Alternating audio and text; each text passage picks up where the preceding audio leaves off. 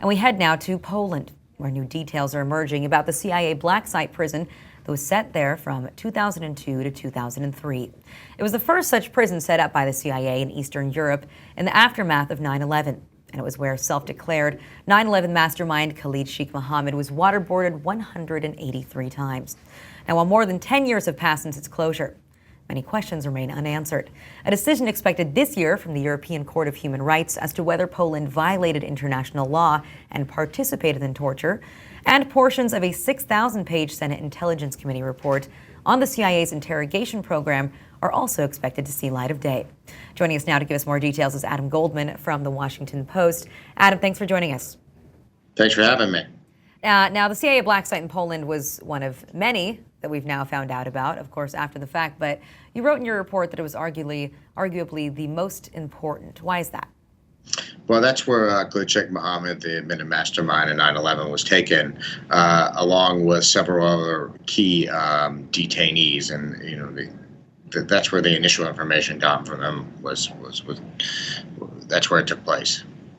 Well, and of course, a lot of the controversy surrounding the CIA black sites and the ways that the detainees were treated centers around torture, things like waterboarding, and you talk to and you quote a number of former CIA officials and interrogators, and it really seems like they're still taking the line that the interrogation worked as a method to get intelligence out of these detainees.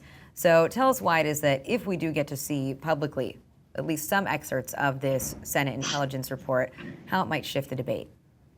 Well, I think the Senate Intelligence Committee is going to look at specific claims that the CIA made based on information they acquired from those particular black sites, whether it was Poland, Romania, Lithuania, or even Thailand.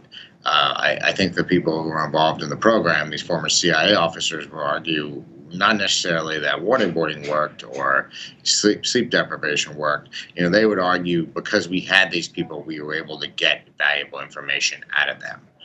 That's the point they make.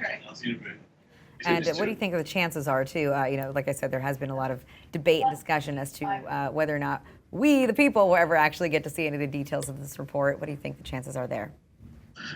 I don't think the Senate Select Committee on Intelligence spent this long and spent this much on this report for them not to make at least portions of it public.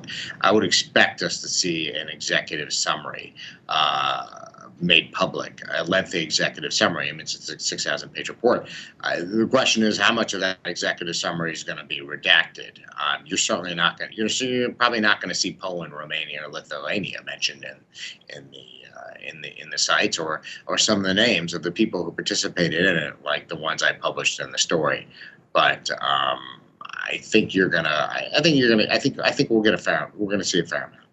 And so, yeah, tell us a little bit about what else that you did publish there, including some of the details as to how this all began. We know that the government has tried to keep much of the information classified as to how these secret prisons were set up, and the names. Why do we know more about Poland than as you said, Romania or Lithuania?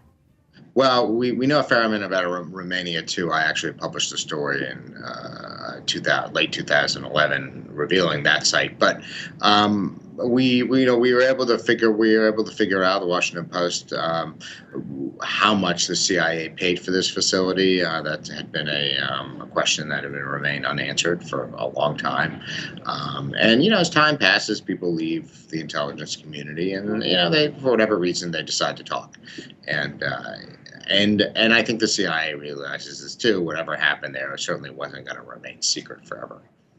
All right, and the full story is in our resource wall for everyone to check it out at home. Adam, thanks for joining us today. Thank you.